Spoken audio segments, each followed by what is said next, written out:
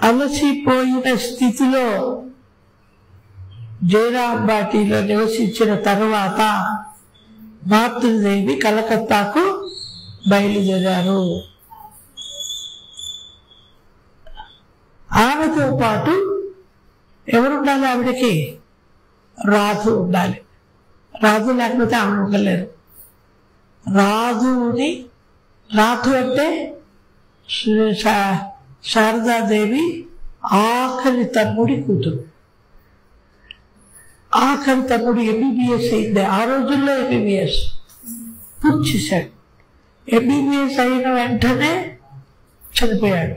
చనిపోతూ వాగ్దానం తీసుకుంటాడు, నా భార్యని నా కుమార్తెను అప్పుడు కుమార్తె పుట్టల, కుమార్తె కొడుకోతలేదు, నా భార్యను పిల్లను కడుపులో ఉన్న పిల్లను నువ్వే కాపాడాలి. ఆవిడ చేత సరే అనేదాకా ఆయన ప్రాణం పోలేదు. ఆవిడ సరే అన్న తర్వాతనే ఆయన ప్రాణాన్ని వదిలేశారు. ఆ కారణంగా రాజు లేకుండా ఆవిడ ఉండలేదు. మనం అనవచ్చు, ఆవిడ జగన్మాత అయి ఉండి తమ్ముడి కూతురి పైన ఇంత ఆపేక్ష, ఇంత అనురాగం, ఇంత ప్రేమ ఆవిడకి ఎందుకు అని మనం అనవచ్చు. ఎందుకు అనంటే శ్రీరామకృష్ణుల వారు శారదాదేవి శరీరం నిలబడడానికి నాథుని ఒక ఆలంబనంగా చేసి ఉంచి వెళ్ళారు. అందువల్ల ఆవిడతో పాటు ఎవరు ఉన్నారు? రాధు తల్లి సురబాల, ఇంకొక తమ్ముడి కూతురు ప్రసన్న కుమార్ కూతురు మాకు నలిని. ఈ నలుగురే ఆవిడకి అన్ని కష్టాలకు కారణం. ఆ కష్టాలనే తనతో పాటు శారదాదేవి ఉద్బోధన కూడా తీసుకువెళ్ళారు. ఏమిటో చూడండి విచిత్రం. అది వీలు కాక బ్రహ్మచారి వరద ఒకరిద్దరు భక్తులు పల్లకిని ఏర్పాటు చేశారు. ఆ పల్లకిలో ప్రయాణం అయ్యారు. మాతృదేవి బయలుదేరుతున్న దృశ్యం, ఆవిడ బయలుదేరుతున్నప్పుడు ఎవరైనా భక్తులు శారదాదేవిని చూడడానికి వెళితే వాళ్ళకి భోజనాలు అవి అయిన తర్వాత బయలుదేరుతూ ఉంటే శారదాదేవి కంటెంట్లు పెట్టుకునేవారు. మళ్ళీ ఎప్పుడు చూస్తాము అంటూ వాళ్ళు కన్న చూపు మేర దాటి వెళ్ళేదాకా వీధిలోనే నిలబడేవారు. ఒక వీధి ఇంకొక వీధి, అక్కడికి వచ్చి ఆవిడ అలాగే నిలబడేవాళ్ళు ఏడుస్తూ. ఇలా మళ్ళీ చూడగలుగుతానో లేదా, ఎప్పుడు వస్తారో ఏమో అన్నట్టు. అంత ప్రేమ. ఎవరో ఏమీ తెలియాల్సిన అవసరం లేదు. అయినా కూడా ఒక్కసారి చూస్తే చాలు శారదాదేవికి బందీలం అయిపోతాం. ఆ ప్రేమ బందీలం అవుతాం, ఆవిడ ప్రేమకి బందీలం అవుతాం. అక్కడ ఉన్నవాళ్ళు చూపరుల హృదయాలను ద్రవింపజేసింది. అందరూ ఆడటం మొదలెట్టారు. శారదాదేవి ఈవిడ ఏడ్చేది ఎవరు వెళ్తున్నప్పుడు. ఈవిడ వెళ్తున్నప్పుడు అక్కడ ఉన్న వాళ్ళందరూ ఆడటం మొదలెట్టారు. తను పుట్టిన చోటు నుండి పుట్టింటి నుండి చివరిసారిగా సెలవు తీసుకుంటున్నట్లు మాతృదేవికి అర్థమైంది. ఇదే నా ఆఖరిసారి, ఇక పుట్టింటి వాళ్ళతో నాకు ఇక సంబంధం లేదు, మళ్ళీ రాలేను, పుట్టిన ఇంటికి మళ్ళీ రాలేను అని ఆవిడకి అర్థమైపోయింది. మాతృదేవి బయలుదేరేటప్పుడు ఆ గ్రామ ప్రజలందరూ ఒక్కళ్ళు కూడా తప్పకుండా ఊరు శారదాదేవి చుట్టుముట్టారు. ఆవిడ చుట్టుముట్టారు. మొత్తం ఊరంతా ఆవిడ దేవత అని అర్థం చేసుకున్నారు. దేవత వెళ్ళిపోతున్నది అనంటే లక్ష్మీదేవి చెప్పింది అనుకోండి, ఈ రోజు నుంచి నేను ఇంట్లో ఉన్నాను అన్నది అనుకోండి, ఎలా ఉంటుంది, మనం ఎలా ఉంటాం? అలా అవ్వకూడదు ఆవిడ కదా. అలాగా ఆ లక్ష్మీదేవి ఆ గ్రామాన్నే వదిలి వెళ్ళిపోతూ ఉంటే వాళ్ళు ఏమిటి కోల్పోతున్నారండి? సమాజంతో కోల్పోయినట్లే కదా. ఆవిడ ఉంటే వాళ్ళకి ఆనందం, ఆవిడ వెళ్ళిపోతున్నది అనగానే ఊరు ఆవిడ చుట్టుముట్టి ఏడవటం మొదలెట్టారు. ఆవిడ ఏం చేసింది? వాళ్ళందరికీ అన్ని రోజులు నీడనిచ్చింది. కన్న తల్లి కంటే ఆప్యాయతతో అనురాగంతో ఆవిడ వాళ్ళతో కలిగింది. ఇప్పుడు మాతృదేవి నడవలేక దర్శిపోయి ఊరు వదిలి వెళ్ళిపోతున్నారు. మనం చూసాం ఎంత బాగా నడవగలిగారు. 80 కిలోమీటర్లు 90 కిలోమీటర్ల అడవుల్లో దాటి కదా ఆవిడ కామార్పుకు వెళ్ళారు. ఇప్పుడు పరిస్థితి ఎలా ఉంది? అడుగు వేయడం కూడా ఆవిడ కష్టమైంది. ఆ దృశ్యాన్ని కల్లా కపటము ఎరుగని ఆ గ్రామ ప్రజలు భరించలేకపోయారు. కళ్ళు దారులు కట్టసాగాయి. వాళ్ళందరూ అంటున్నారు, అమ్మా మమ్మల్ని మర్చిపోకండి. అది వాళ్ళు అడిగింది, మమ్మల్ని మర్చిపోకండి. వ్యాధి నయం కాగానే మరలా వచ్చేయండి. వాళ్ళకి తెలియదు వ్యాధి నయం అయ్యేది కాదు, ఆవిడ మళ్ళా రారు అని వాళ్ళకి తెలియదు. కల్లా కపటము లేదు వాళ్ళకి. వాళ్ళు ఆప్యాయత అనురాగాన్ని చూపించిన వాళ్ళ తల్లియే ఊరు వదిలి వెళ్ళిపోతున్నారు అని ఊరు శోకతప్తులైపోయారు. గద్గద స్వరంతో ప్రార్థించారు ఆవిడ్ని, మళ్ళీ రామ్మా అని. మాతృదేవి తాను పూజిస్తున్న గురుదేవుల పటాన్ని ఒక గుడ్డతో చుట్టి పెట్టెలో భద్రపరుచుకున్నారు.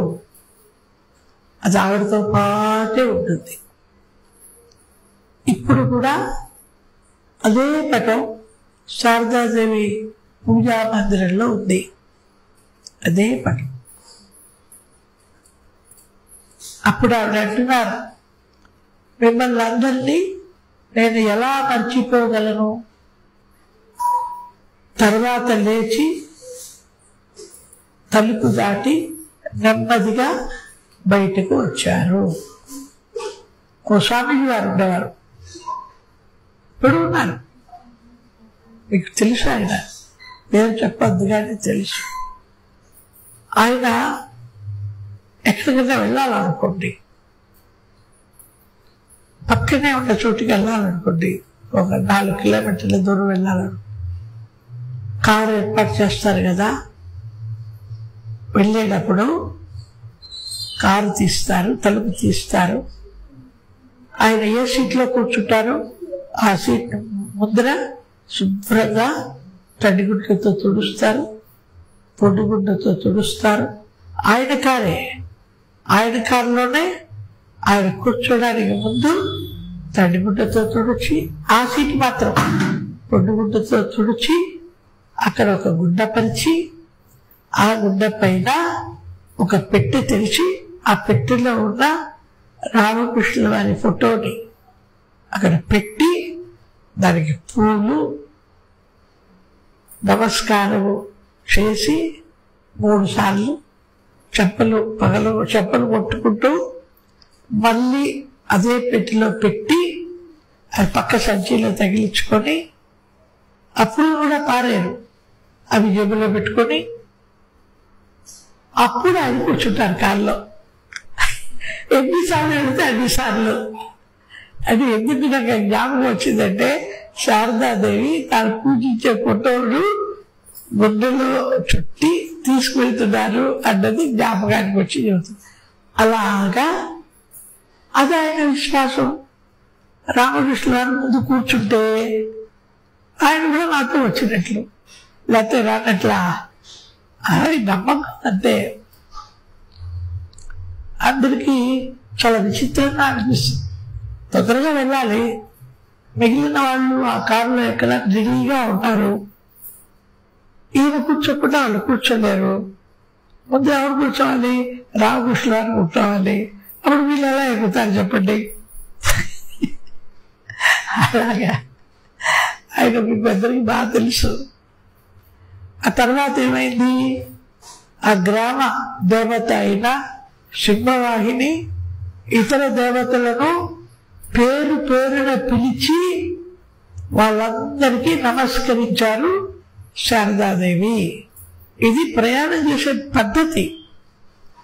ఆవిడ నమస్కారం చేయడానికి దేవతలు తప్ప ఎవరు లేరు. ఇక తల్లి ఉంటే, తండ్రి తల్లి తండ్రి అన్నలు ఉంటే నమస్కారం చేయవచ్చు కదా. ఆవిడకి అందరూ తమ్ముళ్ళే, తల్లి తండ్రి లేరు. ఇక ఎవరికి నమస్కారం? ఆవిడ అందరికీ పెద్ద. అందువల్ల గ్రామ దేవతలను పేరు పేరుగా పిలిచి వాళ్ళందరికీ నమస్కరించారు. తర్వాత నెమ్మదిగా నడవసాగారు. అప్పుడు మరదలు, మొదటి మరదలు ప్రసన్న కుమార్ భార్య, ఆవిడెవరు? పేరేంటి? ప్రసన్న కుమార్ భార్య పేరు కాదంబరి కాదు, సువాసిని. రెండో భార్య రాముడి చనిపోయింది కదా, సువాసిని అనే ఆవిడ.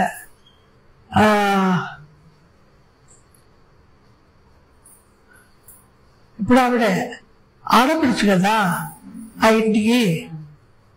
అందువల్ల వాళ్ళ మరదలు వచ్చింది. మరదలు వచ్చి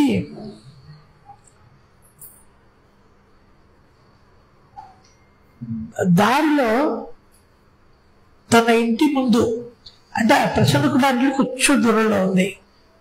అలా వెళ్తూ ఉంటే దారిలో వాళ్ళ మరదలు ఆపింది, సువాసిని ఆపింది.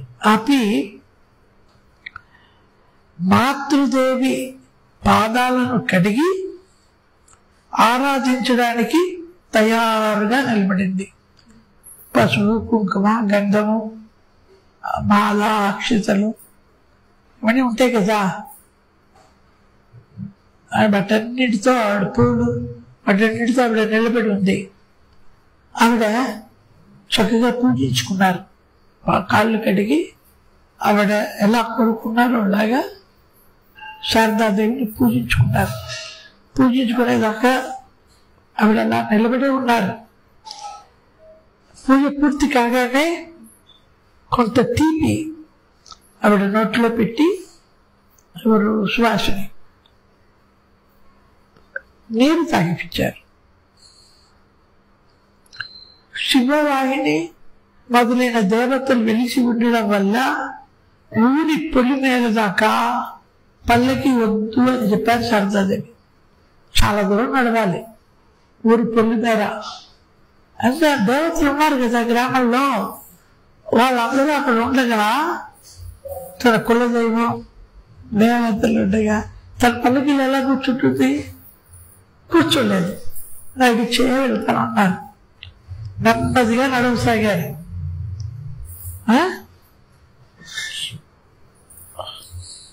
ఊరి పెళ్లి మీద దాకా పల్లకి వద్దకు నడుస్తూ దారిలో యాత్రాసిద్ధి రాముడు అనే ఒక దేవత ఉన్నాడు. ఆయన వద్దకు వెళ్ళి ఆయన్ని కూడా ఆరాధించి తర్వాత సెలవు పుచ్చుకున్నారు. ఇది పుట్టింటి నుంచి వీడ్కోలు. ఇప్పుడు ఆవిడ ఉద్బోధన చేరాలి. ఉద్బోధన చేరిన తర్వాత ఆవిడ ఆఖరి యాత్ర బేలూరు మఠం నుంచి మొదలవుతుంది. అది ఇప్పుడు జయరాంబాటిని మాతృదేవి ఎంతగానో ప్రేమించారు. ఎవరైనా ప్రేమిస్తారు. పుట్టిన ఊరిని మర్చిపోతాడండి? మర్చిపోతామా? ఏదైనా మర్చిపోతాం కానీ ఎక్కడ పుట్టామో మర్చిపోం. పుట్టిన ఊరిని మర్చిపోలేదు ఆవిడ. ఎంతో ప్రేమించేవారు. తాను నిష్క్రమించిన తరువాత తన అసంఖ్యాక సంతానం, ఇంత లేరు, అందరూ ప్రపంచంలో ఉన్న స్త్రీలు పురుషులు అందరూ కూడా ఆవిడ సంతానమే. మగవాళ్ళంతా కొడుకులు, ఆడవాళ్ళంతా కూతుళ్ళు. ఆవిడకి అసంఖ్యాక సంతానం. అక్కడికి రానన్న విషయం తెలిసి, ఆమెకు తెలుసు అన్న విషయం ఆమెకు తెలియదు కాదు, ఆవిడకి తెలుసు. అక్కడ అసంఖ్యాకమైనటువంటి తన సంతానం తన కోసం ఎదురు చూస్తున్నారు అని ఆవిడకి తెలుసు. అయినా కూడా ఆ పుట్టింటి మీద ఉన్న ప్రేమ ఆవిడకి బాధను కలిగించింది వెళ్ళిపోవడం. ఒకరోజు శారదానంద స్వామితో ఆవిడ అంటున్నారు, నాయన, నేను వెళ్ళిపోయిన తర్వాత నన్ను వెతుక్కుంటూ నా సంతానం ఎందరో ఇక్కడికి వస్తారు, దూరం బట్టికి వస్తారు. నేను వెళ్ళిపోయిన తర్వాత కూడా నన్ను వెతుక్కుంటూ ఇక్కడికి వస్తారు. అలా వచ్చేవారికి ఆహారం, శ్రద్ధి ఏర్పాట్లు చేయించు. ఇది ఆవిడ చెప్పిన మాట. ఈ రోజు కూడా ఎవరు వెళ్ళినా, ఏ సమయంలో వెళ్ళినా భోజనం ఉంటుంది. ప్రతిరోజు కొన్ని వందల మందికి భోజనం వండుతారు. ఆ గ్రామంలో వాళ్ళు తప్ప బయట నుంచి ఎవరు వచ్చినా నేరుగా భోజనశాలలోకి వెళ్ళి భోజనం చేయవచ్చు. అలాగా శారదానంద స్వామిని ఏర్పాటు చేయమని చెప్పారు. ఆయన అలాగే చేశారు. దానికి కావాల్సినంత బోలెడు డబ్బులు కూడా కార్పస్ ఫండ్లో ఏర్పాటు చేశారు. అది శారదాదేవి ముందు చూపు. పీల్గ్రిమ్స్ చాలా మంది వెళ్తారు. ఆంధ్ర, తెలంగాణ, తమిళనాడు, కేరళ, సౌత్ ఇండియా నుంచి చాలా మంది వెళ్తారు. వెళ్ళిన వాళ్ళందరికీ రూమ్స్ ఉన్నాయి, బోల్డ్ అన్ని గెస్ట్ రూమ్స్ ఉన్నాయి. భోజనానికి అసలు సమస్య లేదు. నేరుగా వెళ్ళడం, కూర్చోవడం, తినడం. అక్కడ ఇక బ్రహ్మార్పణం అవి ఏమి ఉండవు. మన సొంత ఇంట్లో మనం ఎలా తింటామో అక్కడ వెళ్ళడం, అలా తింటాం. బ్రహ్మాండంగా ఉంటుంది భోజనం కూడా. అది జయరాం భాటి యొక్క విశిష్టత. ఈ రోజు కూడా కావాలని ఎవరైనా వెళ్ళి చూడవచ్చు. నేను చెప్పింది కరెక్టో కాదో తెలుసుకోవాలంటే ఎంత ముందు చూపో చూడండి ఆవిడకి. అది రాత్రి బాగా పొద్దుపోయాక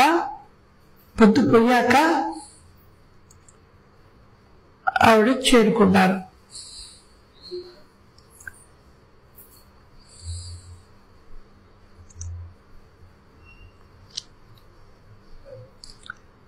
కలకత్తా కోతుల్పూర్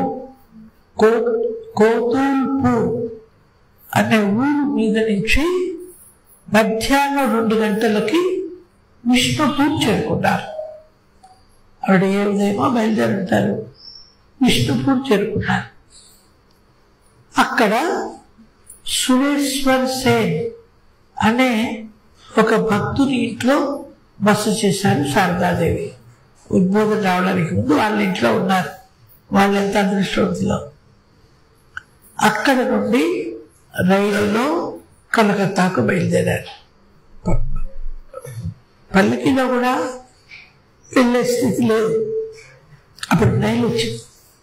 ఇప్పుడైతే జయరాం భాటిలోనే రైలు ఉంది, స్టేషన్ ఉంది. అప్పుడు విష్ణుపూర్ నుంచి ఉంది. 27వ తారీఖు శుక్రవారం రాత్రి 9 గంటలకు ఆ రైలు కలకత్తా చేరుకుంది. శుక్రవారం రాత్రి చేరారు ఆవిడ. రైలు నిలయంలో, రైల్వే స్టేషన్లో మాతృదేవిని ఆహ్వానించడానికి యోగిన్మ, ఇంకెవరు, గోళాత్మ, యోగిన్మ, గోళాత్మ, ఇంకా కొందరు భక్తులు వచ్చి ఉన్నారు స్టేషన్కి. యోగిమ్మ గోళ్ళమ్మ ఆవిడ జైనంపేటలో ఉన్నప్పుడు వెళ్ళలేదు, వెళ్ళినా ఉండేవాళ్ళు కాదు, వచ్చేసేవాళ్ళు. యోగిమ్మ వెళ్ళేది, గోళ్ళమ్మ చాలా తక్కువ. కలకత్తా రాగానే మళ్ళీ వాళ్ళిద్దరూ రెడీ.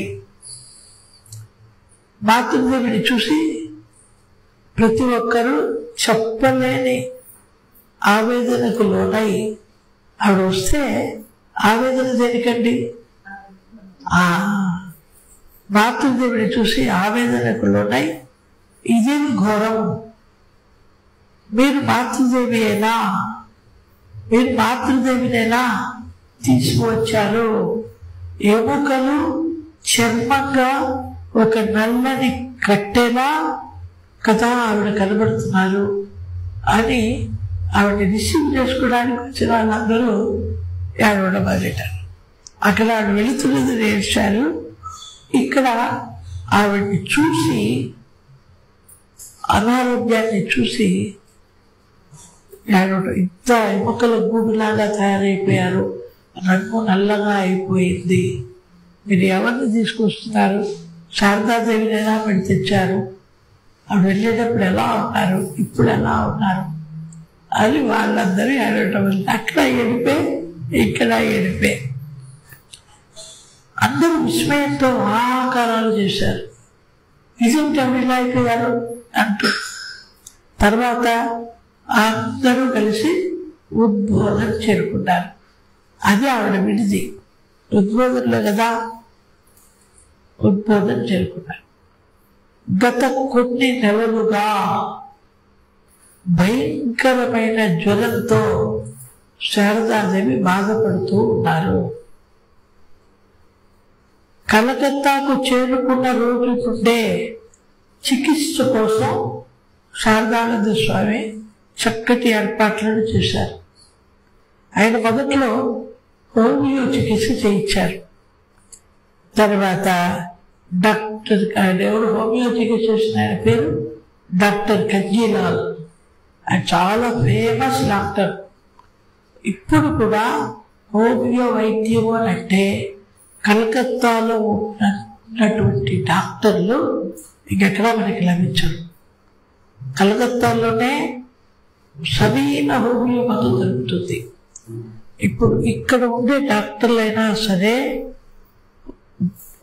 అడల్ట్రేట్ కానటువంటి సరైనటువంటి హోమియో మందు తీసుకోవాలి అంటే కలకత్తాకు వెళ్ళి తీసుకుంటారు. రాజమండ్రిలో ఒక హోమియో డాక్టరు నేను రోజు వచ్చి హోమియో వైద్యం చేస్తాను పేషెంట్లకి అన్నారు. అప్పటికప్పుడు అల్మరాలు అవన్నీ ఏర్పాట్లు చేసి ఆ డాక్టర్ని తీసుకొని కలకత్తాకు వెళ్ళి ఒక 50,000 రూపాయల మందుల్ని కొనుక్కొని వచ్చాం. అవైపోతే మళ్ళీ అక్కడి నుంచే తెప్పించాలన్నమాట.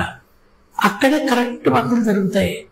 ఎందుకని ఇక్కడ హోమియో వైద్యం చేయించినా తగ్గటం లేదు అని అంటే అవి సరైన మందులు కావు, అడల్ట్రేటెడ్ నకిలీ అలాంటి మందులు ఉంటాయి. అక్కడ అలా ఉండదు.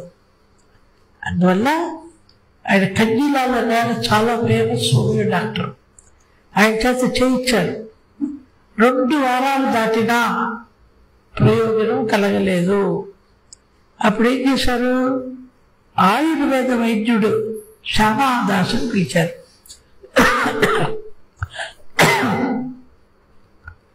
ఆయన కూడా చాలా ఫేమస్ డాక్టర్. ఆయన చికిత్స మాతృదేవికి కొంత ఉపశమనం కలిగించింది. కానీ అతడు ఇచ్చిన మందు మరీ చేదుగా ఉండడంతో రోజంతా పూర్తిగా మరేది తినలేకపోయేది.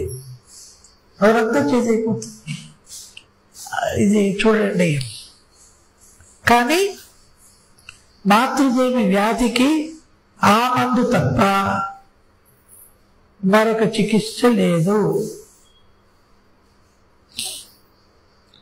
అందుకని చెప్పి ఇంగ్లీష్ వైద్యానికి మార్చారు. ఎందువల్ల ఆవిడ బాధను చూడలేక ఆ చేతి మందు తింటూ రోజంతా ఇంకేది తినలేకపోవడం, ఆ బాధను చూడలేక ఇంగ్లీష్ వైద్యం మొదలెట్టారు. బిపిన్ బిహారీ ఘోష్ అనేటువంటి ఆయన చేత ఇంగ్లీష్ మందులు ఇప్పిస్తున్నారు. 1 నెల చికిత్స చేశాడు ఆయన. తర్వాత మరొక ఘన వైద్యుడైన ప్రధాన్ బోస్ అనేటువంటి ఆయన పిలిచి వీళ్ళిద్దరూ చర్చించుకుంటూ వైద్యాన్ని చేయసాగారు. హైదరాబాద్లో రంగనాథానంద గారు ఉన్నప్పుడు ఆయనకు ఒక టీం ఉండేది, డాక్టర్స్ టీం. 8 మంది డాక్టర్లు, ఒకళ్ళు జనరల్ ఫిజిషియను, ఒకళ్ళు డైటీషియను, ఒకళ్ళు సర్జను, ఒకళ్ళు డయాబెటీస్, ఒకళ్ళు ఎండోక్రైనాలజిస్టు, ఒకళ్ళు గ్యాస్ట్రోఎంటరాలజిస్టు, ఇలాగా ఒక 7 మంది డాక్టర్లు ఒక టీం అన్నమాట. వాళ్ళందరూ కలిసి కూర్చొని డిస్కస్ చేసి అప్పుడు మందు సెలెక్ట్ చేసేవాళ్ళు. రంగనాథానంద స్వామి గారికి ఇంకా ఆరోగ్యం బాగాలేదు అంటే అందరూ వచ్చేవాళ్ళు. ఊరికే ఫోన్ చేస్తే చాలు, వాళ్ళు ఎంత బిజీగా ఉన్నా మఠానికి వచ్చేవాళ్ళు. వచ్చి 2-3 గంటలు ఉండి డిస్కస్ చేసుకొని వైద్యం ఇచ్చేవాళ్ళు.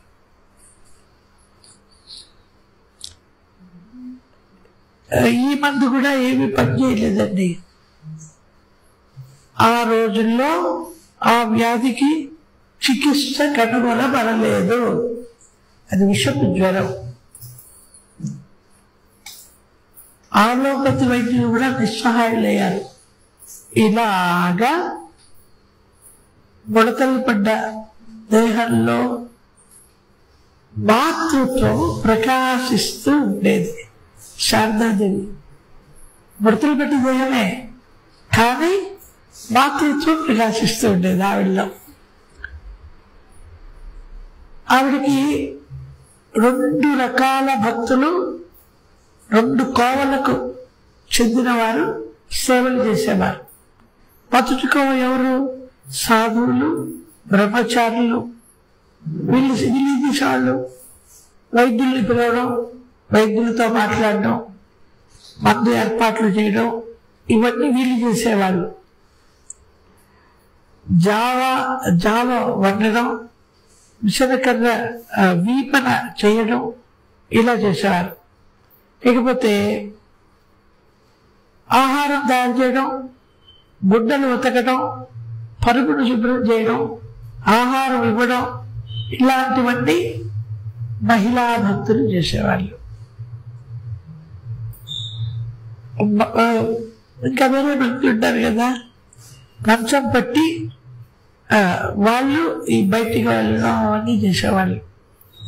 ఇకపోతే మంచం పట్టి ఇన్ని బాధలు అనుభవిస్తున్నా అందరినీ ఎంతో ప్రేమతో పలకరించేవారు మాతృదేవి. అవి ఎప్పుడు విసుగు, కోపము ఉండేవి కావు, ఎప్పుడు కనపడేవి కావు. పరీక్షించడానికి తర్వాత ఆవిడ చూడటానికి వచ్చిన భక్తుల, శిష్యుల శ్రేయస్సును గురించి ఆప్యాయంగా అడుగుతూ వారికి తినడానికి ఏదో ఒకటి ఇప్పిస్తూ ఉండేవారు. పరీక్షించడానికి వచ్చిన డాక్టర్లకు కూడా గురుదేవుల ప్రసాదమైన పళ్ళు, తీపి పదార్థాలు పంచిపెట్టే విషయంలో ఆవిడ ఎంతో శ్రద్ధ చూపేవారు. డాక్టర్లని, భక్తులను అందరినీ. శరీరంలో చెలరేగిన మంటలతో శరీరం అంతా మంటలు పుట్టిపోయేది. మాతృదేవి బాధపడుతూ ఉండడం వల్ల భక్తులు ఆమె ప్రక్కనే నిలబడి విసనకర్రతో విసిరేవారు. ఆ మంటలకు కొంత ఉపశమనం కలిగేది, కానీ చాలాసేపు విసరడానికి శారదాదేవి ఎవరిని అనుమతించేవారు కాదు. వాళ్ళ చేతులు ఎప్పుడు పుడతాయని తమ బాధను కూడా సహిస్తూ నాయన నీ చేతుల్లో ఎప్పుడు పుడతాయి, విసిరింది చాలు అనేవారు. కానీ వింటారా? అలా విసురుతూ ఉంటే నాయన నీ చేతులు ఎప్పుడుతున్నాయి అనే ఆలోచనతో నేను నిద్రపోలేకపోతున్నాను అనేవారు. ఇక చచ్చినట్టు ఆపేయాలి. నీకు చేతులు ఎప్పుడు పుడుతున్నాయని నాకు నిద్ర పట్టడం లేదు, ఆ ఆలోచనతో నీకు ఎప్పుడు పుడతాయి చేతులు బాగానే అన్నప్పుడే వీళ్ళు మానేశారు. అప్పటిదాకా మానేవాడు కాదు. ఏం చేతులు ఎప్పుడు పుడతాయండి, ఇక చాలా ఆపు అనేవారు. గచ్చంద్రం లేక వీళ్ళు ఆపేసేవాళ్ళు. ఒకరోజు ఈ విడిచిపెట్టే బాధల గురించి ఒక చిన్న ఇది చెప్పి ముందుకెళ్దాం. ఏంటంటే హైదరాబాద్లో అనన్యానంద స్వామీజీ అని ఒక స్వామీజీ ఉండేవారు. ఆయనకి ఆస్టియోఆర్థరైటిస్ వల్ల 88 ఏళ్ళ వయసులో ఢిల్లీలో మోకాళ్ళ ఆపరేషన్ చేయించారు. మోకాళ్ళ ఆపరేషన్ చేయించేటప్పుడు ఎడమ కాళ్ళలో ఒక దారం ఉండిపోయింది. అది తీయలేకపోయాను. ఆ తర్వాత ఆ దారం తీయాలి అంటే మళ్ళీ ఆపరేషన్ చేయాలి. మళ్ళీ ఆపరేషన్ చేస్తే ఆయన తట్టుకోలేరు. ఇక డాక్టర్లకు కూడా భయం వేసి మేమేం చేయలేమని చేతులెత్తి వెళ్ళిరండి అన్నారు. ఎవ్వరూ చూడలేకపోయేవాళ్ళం. అంటే ఆయన బాధ, ఎంత బాధ ఉన్నా కూడా బయటికి ఏమాత్రం కనబరిచేవారు కాదు. తుండు గుడ్డ ఇస్తే కాసేపటి వేయేటప్పుడు తుండు గుడ్డ అంతా తడిసిపోయేది. ఇలా తుడుచుకుంటూ ఉండేవారు. ఆపలేకపోయేవారు ఏడుపు. ఎవరైనా వెళితే నవ్వుతూ పలకరించేవారు. ఎవరెవరైనా ఇంత బాధని అనుభవిస్తూ తుండుగుడ్డ తడిచిపోయేదాకా కూడా ఏడుస్తూ మమ్మల్ని చూడగానే ఎలా నవ్వగలుగుతున్నారు, బాధ ఎక్కడికి పోతున్నది అని అడిగారు అనుకోండి, అప్పుడు నేను చక్కటి సమాధానం చెప్పేవారు. చూడు నాయనా, శారదాదేవి ఎటువంటి కష్టాలను అనుభవించారో అనారోగ్యం వల్ల చివరిలో, ఆ కష్టాలని నేను తలుచుకుంటే జగన్మాతయే ఇన్ని కష్టాలు అనుభవించినప్పుడు ఈ మాత్రం కష్టాలను నేను అనుభవించలేనా అని అనిపిస్తుంది. అప్పుడు ఆవిడ కష్టాలు చాలా పెద్దవిగాను, నా కష్టాలు చాలా చిన్నవిగాను కనపడతాయి. ఆ చిన్న కష్టానికి నేను ఎందుకు ఆడవడం అనేవాడు. ఎప్పుడు ఈ ఆఖరి క్షణాలు ఏవైతే ఉన్నాయో వాటిని చదువుకుంటూ తన బాధను మర్చిపోతూ ఉండేవారు శ్రీరామకృష్ణ అనన్యానంద స్వామిజీ. ఎందుకంటే మనకి ఒక చిన్న చీమ కొట్టినా సరే, ఒక ముళ్ళు గుచ్చుకున్నా సరే మనం నానా అవస్థలు పడతాం కదా. ఆవిడ అనుభవించాలని కష్టాలు.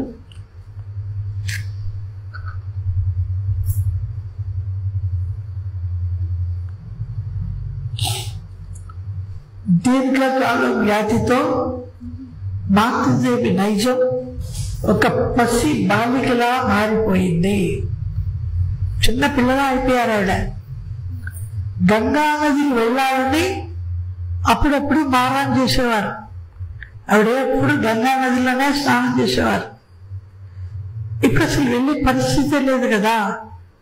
ఆ పుణ్యపుకుల్లోకి వెళ్ళి కూడా దారిపడ్డారు. గంగా నదిలో దారిపడితే ఏమవుతుంది?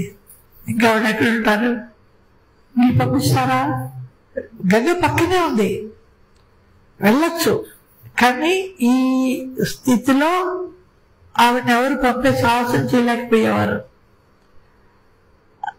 నేను గంగా నదికి వెళ్ళాలి అని ఆవిడ మొండి పట్టు పెట్టేవారు.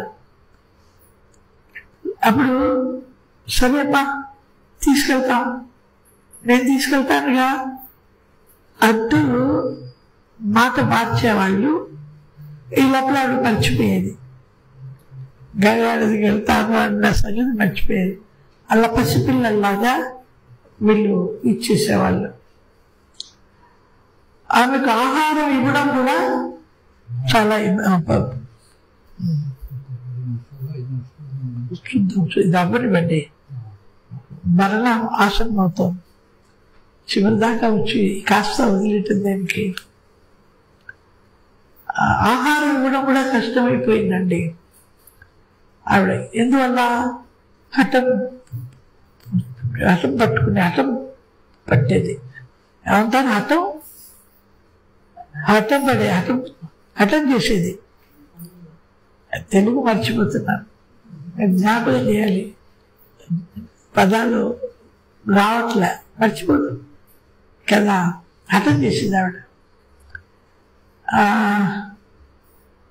అప్పుడు ఇలా హఠం చేసినప్పుడు ఇందాక మనం చెప్పుకున్నాం కదా, శారదా అందరిని పిలుస్తాను అని సరళాదేవి చెప్తే చాలు, ఆ అబ్బాయిని ఎందుకు ఇబ్బంది పెడతావు, సరే తీసుకురా ఆహారం అంటూ ఆహారాన్ని తినేవారు. ఒకరోజు రాత్రి బాగా పొద్దుపోయింది. సరళ ఎంత పిలిచినా మాతృదేవి పసిపిల్లలాగా పాలు తాగను అని మొండికేశారు.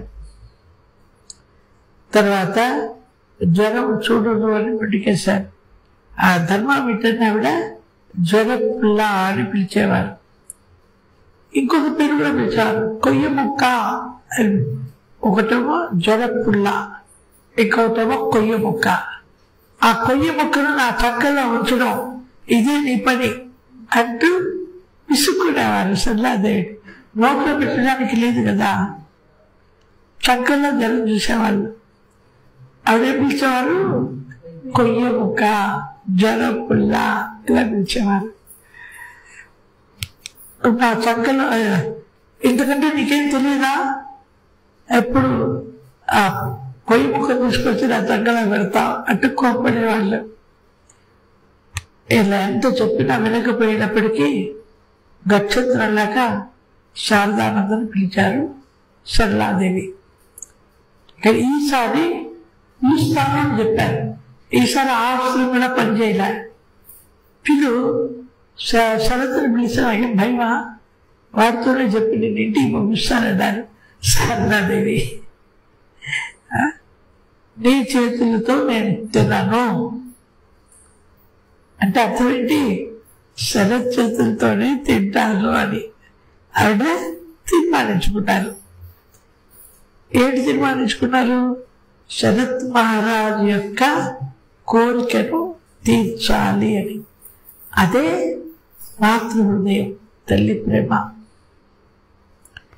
చివరకు శారదానందని పిలవడం, ఆయన మేడ మీదకి రావడం, మాతృదేవి ఆశ్చర్యపరిచే రీతిలో ప్రవర్తించారు.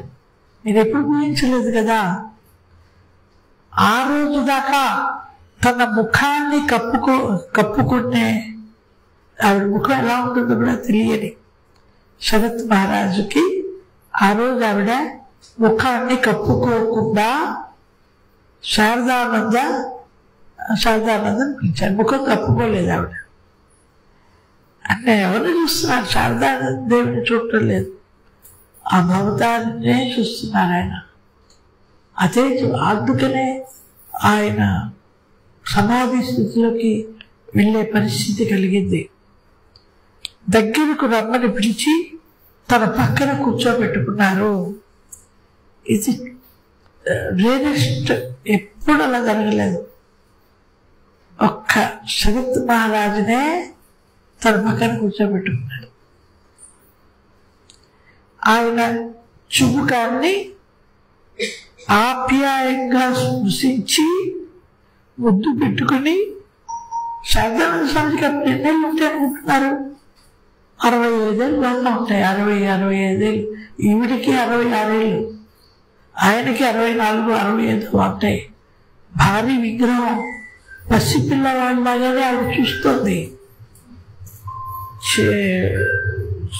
చుడుకుని సృష్టించి ముద్దు పెట్టుకుని, అంటే ఇలాగా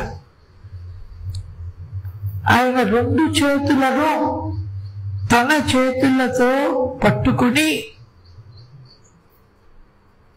చిన్న బిడ్డలా సరళను చూపిస్తూ, నాయనా ఈమె నన్ను ఎన్నో విధాలుగా ఇబ్బంది పెడుతోంది.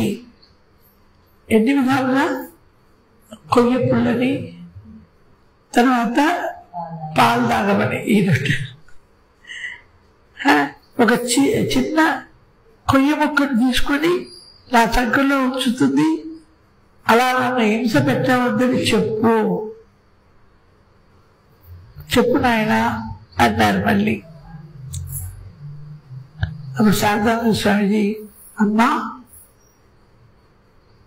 ఇకపై ఆవిడ అలా చెయ్యరు అంటూ అనునయించారు. కొంతసేపు అయిన తర్వాత రాత్రి పొద్దుపోయింది. ఏదైనా కొంచెం ఆహారం తీసుకోవచ్చు కదా అని శారదానంద స్వామిజీ అడిగారు. అప్పుడు మాతృదేవి సరే అంటూ తలూపారు. సరళను మాతృదేవికి ఆహారం తినిపించమన్నారు. వెంటనే శారదాదేవి వారిస్తూ, ఆ అమ్మాయి పెడితే నేను తినను, వద్దు వద్దు, నువ్వే నీ చేతులతో తినిపించు అని అన్నారు. పాలు తాగించారు. నాకు చెప్పుకున్నాను కదా, పాలు తాగించారు.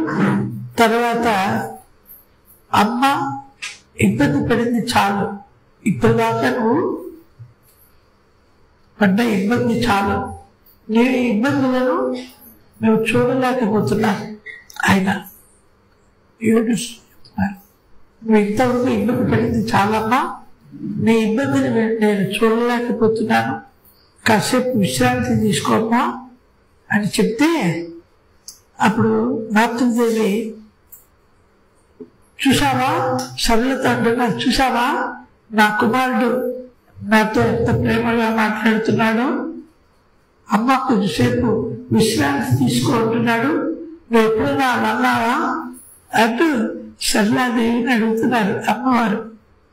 ఎప్పుడు చూసినా తినండి తినండి అంటూ తప్ప, ఆ కొయ్య పుల్లలు తీసుకురావడం తప్ప ఎప్పుడైనా విశ్రాంతి తీసుకోమని చెప్పావా? నాకు ఒక కుమారుడు చూడు ఎంత ప్రేమగా నన్ను విశ్రాంతి తీసుకోమంటున్నాడు అంటూ సరళాదేవికి చెప్తారు. తర్వాత శారదానందని చూసి, నాయనా నువ్వు రోజంతా పనిచేసేవాడివి, ఈ అర్ధరాత్రి నేను చాలా ఇబ్బంది పెట్టాను, వెళ్ళి విశ్రాంతి తీసుకో, నా కోసం ఎంతో శ్రమ తీసుకుంటావు అన్నారు శారదాదేవి. ఇలా గడిచిన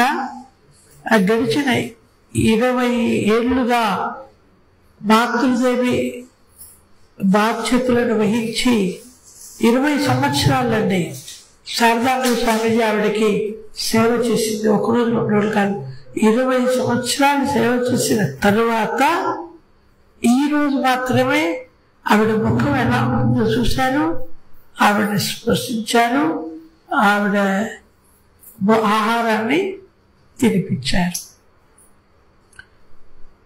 ఇకపోతే మాతృదేవికి సరళ పట్ల ప్రత్యేకమైనటువంటి అనురాగం ఉండేది. ఆవిడ ఆధ్యాత్మిక జీవితం పట్ల ఎంతో శ్రద్ధ వహించేవారు శారదాదేవి. సరళదేవుని ఇష్టం లేక కాదు, శారదానంద స్వామి చేత సేవ చేయించుకోవడం కోసం ఆ రోజు అలా అమ్మాయిని కోపడ్డారు తప్ప ఆప్యాయత లేనందువల్ల కాదు. ఇలాగా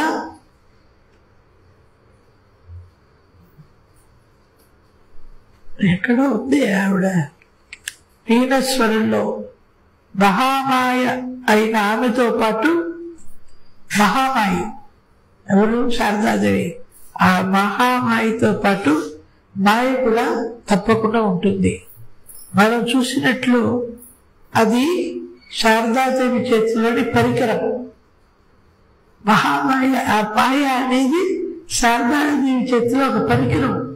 ఆవిడకి ఎప్పుడు మాయలో ఆవిడెప్పుడు పడరు, అలాంటి వాళ్ళు పడతాం. అది ఆవిడ పరికరం. కావలసినప్పుడు ఉపయోగించుకుంటారు, అవసరం లేనప్పుడు దూరంగా ఉంచుతారు. ఇప్పుడు దూరంగా ఉంచాలని సంకల్పించుకున్నారు. దాని సూచనలే మే నెలలో కనపడ్డాయి. ఆవిడ మనస్సును ఉపసంహరించుకున్నారు. అదే చివరి సందేశం తెలిసిందేగా అందరికీ, చెప్దాం. ఈ రకంగా దేహ త్యాగాన్ని గురించి చెప్పి జూలై 15వ తేదీ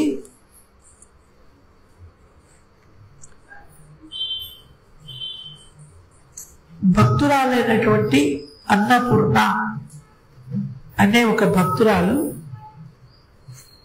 మాతృదేవి గదికి ఆ టైంలో ఎవరిని అనుమతించడం లేదు, స్త్రీలను కూడా మాతృదేవి గదిలోకి. ఆ గడపకి బయట కూర్చొని ఉన్నారు అన్నపూర్ణ. ఎవరు లోపల ఉన్నారు, తలుపు వేసలేదు. ఆ బయట నుంచే మాతృదేవిని అడుగుతున్నారు అన్నపూర్ణ. మాతృదేవి చూపు ఆవిడ మీదకి మళ్ళింది.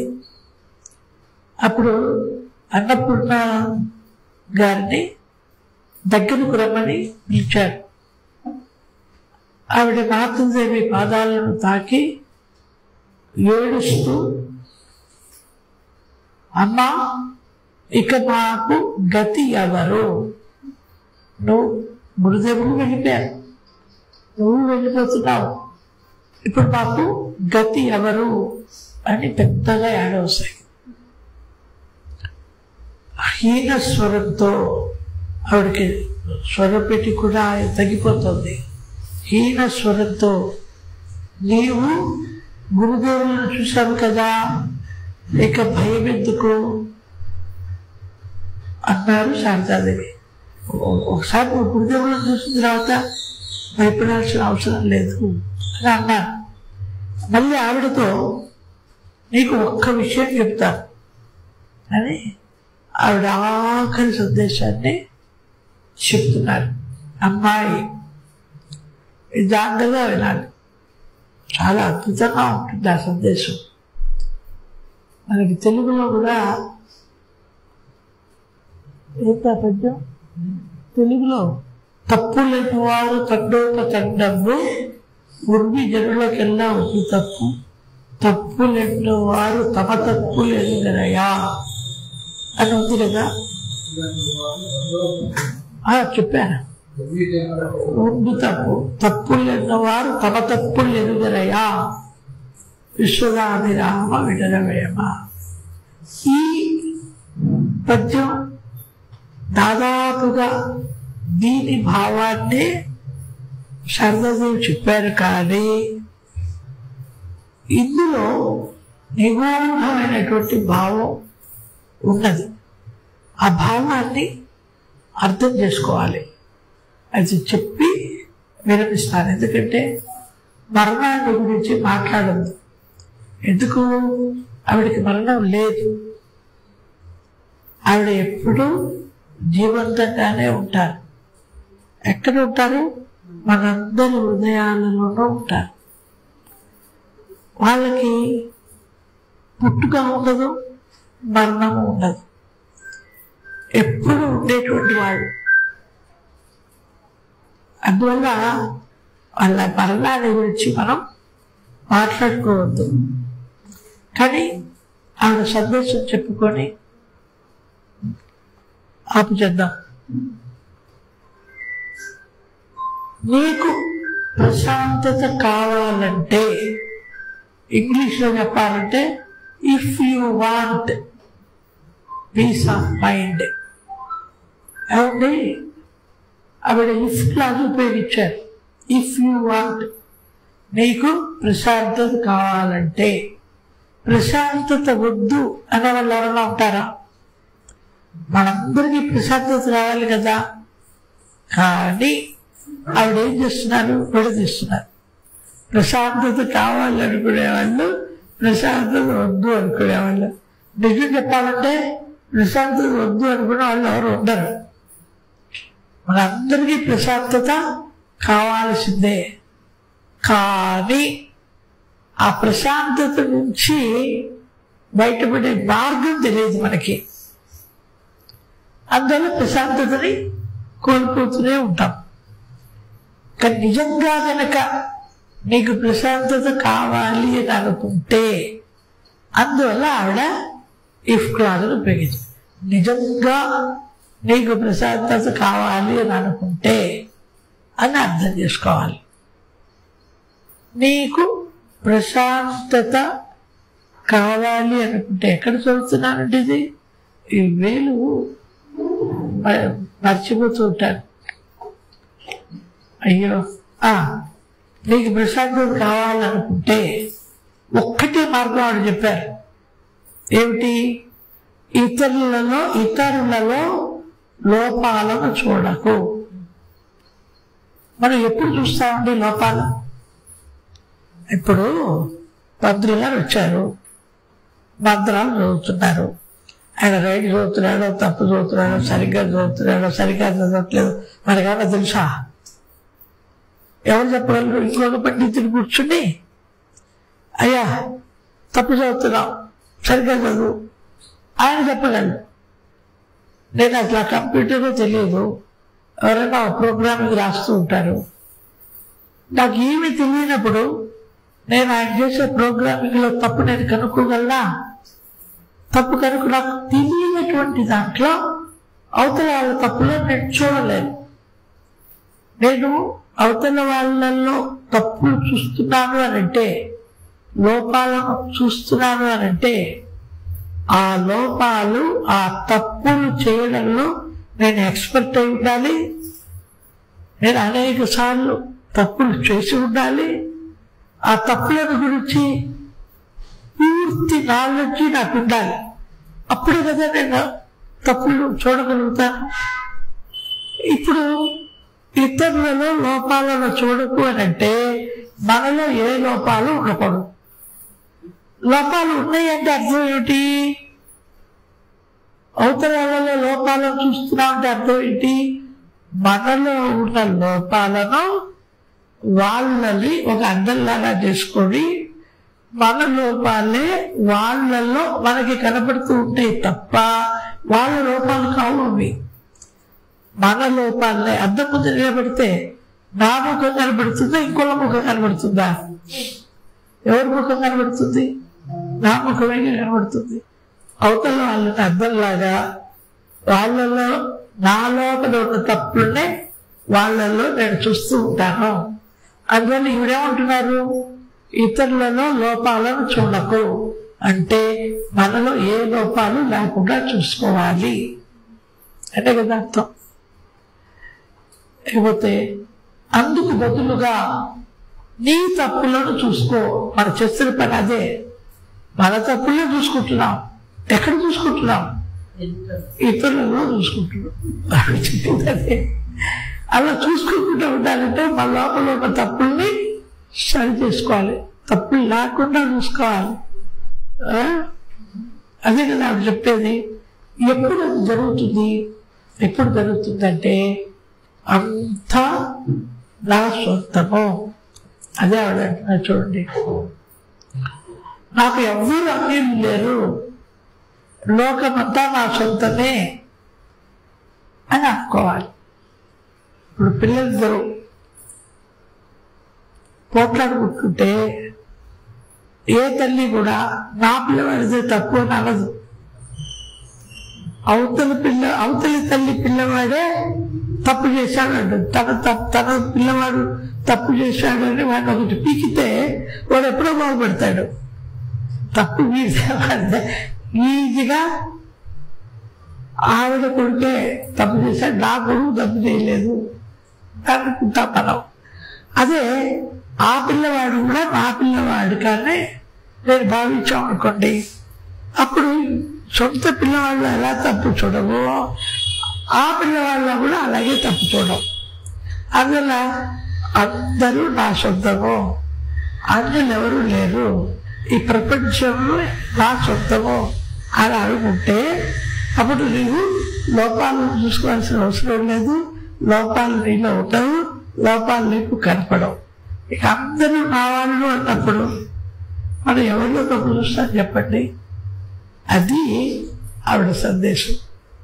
తప్పులు ఎన్నవారు తండోపతండము ఊరిని జనులకెల్లా అందరికీ తప్పులు ఉంటాయి. కర్మ ఏంటంటే తప్పులు ఎన్నవారు తమ తప్పులు ఎరుగరయ్యా